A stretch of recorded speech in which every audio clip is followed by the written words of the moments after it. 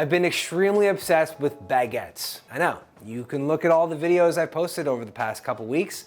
A lot of them are sandwiches. And that's because I bought a really large case of sandwich paper and I want to use it. And that brings us to today's recipe. I was walking through the grocery store. I stumbled upon some boneless pork shoulder and I remembered a braised pork shoulder banh mi sandwich and I never put it out. So I'm gonna make it again today. It's going down. We got this pork shoulder over here. It's beautiful. Ugh. Turn this on. So now we're just gonna hit it with so much salt, okay? Don't worry, it's not gonna essentially make it that salty. It's really gonna cook in and flavor the meat. Hit it with a little bit of pep. The flavor profile is gonna be this Chinese spice situation. And just hit it, oh yeah.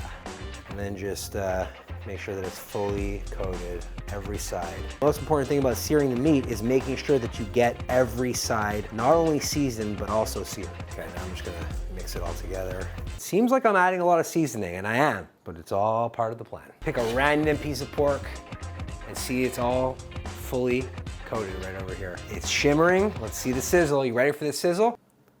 It's going down. Sear all the sides. It's gonna get smoky in here, but it also is gonna get very, very smelly in a good way. It's gonna smell amazing. Check out the first piece that we put, see if it's sizzling. Look at that beautiful color. Okay, it's crispy, hell yeah. Let's go.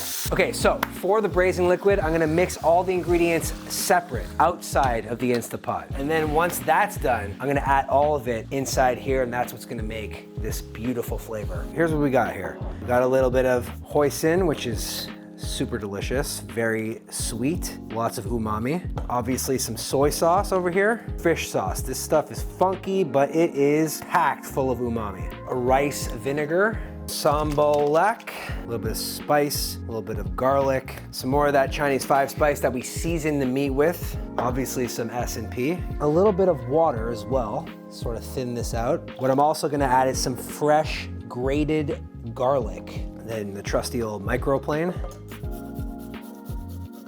and then just whisk that up.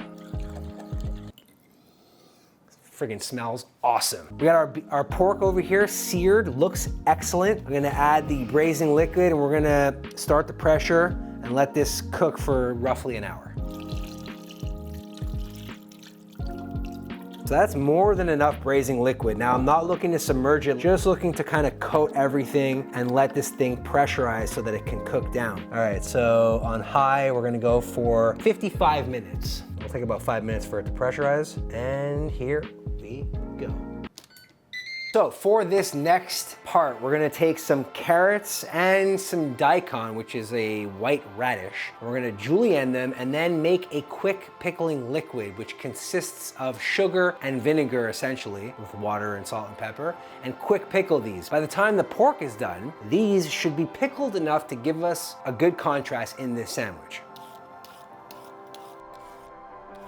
So I want these to be roughly the same size. To julienne them, I'm gonna try and cut the same kind of thickness all the way around, and then literally just cut them into matchsticks.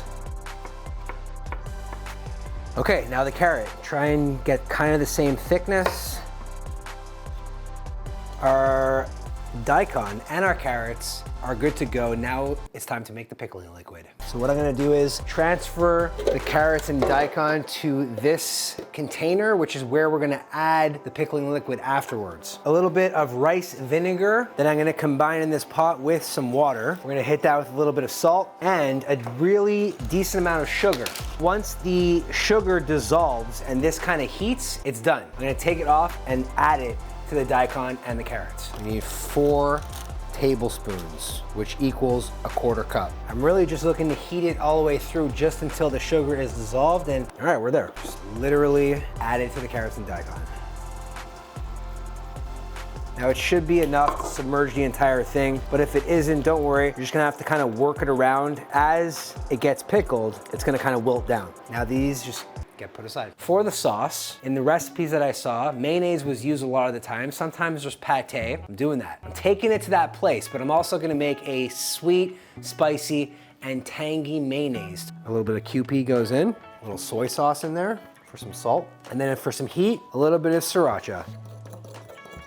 The pork is gonna be sweet, right? So we're trying to balance it out with some heat, a little bit of tang, some saltiness. So I'm gonna slice up some cucumbers, chop up some cilantro, and for a little bit added heat, I have some serrano peppers that I'm gonna thinly slice. It might hurt later, but you know, sometimes you gotta get hurt when you're eating delicious things.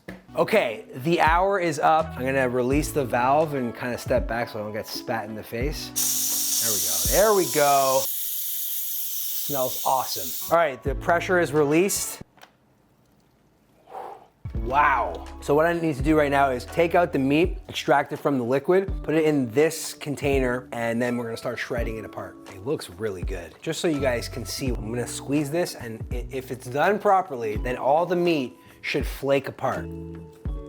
Nailed it. We got our pork here. It is yet to be pulled. It is very hot, so in an effort to not burn myself, I'm gonna use 2 forks and just rip. It's so tender. I'm not even using it to pull it apart. I'm just kind of like pressing it down like so. If there's chunks left over, I ain't even mad at it. I'm welcoming that. All right, French baguette. Crunchy on the outside, soft on the inside. A lot of the time there's too much dough on the inside and not enough meat, and the trick for that is to really, quite literally, scoop out the excess dough on the inside. You gotta be careful here. You wanna cut it on the seam. So if I open this up, it doesn't rip. Rip it open, I really gotta make sure that I don't separate it. And then, not all of it, but enough to kind of make like a baguette trough, which is where all the ingredients are gonna land and live, but not before I toast it. Throw these in the oven, lightly toast them, and start dressing. Okay, as the buns get a little toasty, I'm gonna try and get a little like caramelization on the meat that we've already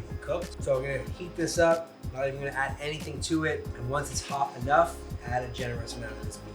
I'm frying the meat. We're getting like a golden brown, like crispiness over there. That's from all the natural sugars that we made with the braising liquid. And I'm just gonna continue doing that until I have a nice consistent crunch. All right, time to make these sandwiches. A little bit of the liquid amino, which is gonna add some umami flavor. On top of that, some of this pate spread. On the other side, some of our mayonnaise that we made earlier. Generous amount of this pulled pork. You see the trough, the little area that I created inside the bun? Perfect for this to sit on top of. And add some pickled carrots and pickled daikon. Just enough so that when you're eating this, you get a little bit of that pickled vegetable crunch through the entire thing. And then on top of that, got some of our cucumber for crunch. And on top of the cucumber, a little bit of cilantro. And then on top of the cilantro, just for some added heat, only a few sliced serrano peppers. Seal the hatch, roll this sucker up. This is what it's all about, slicing it in half, getting that cross section.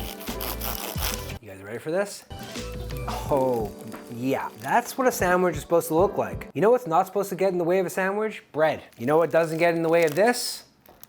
Bread. That's my favorite part about cooking, is making things like this where it looks perfectly packed. All sorts of pickled things packed with pork. Perfect. All right, the wait is over. I'm through. I don't even think you guys know how much I've been craving this. Listen to this. This is a true story. I actually bought pork a week ago, forgot I had it, it went bad, bought more just so I can make this. Without further ado, let's pound this sucker.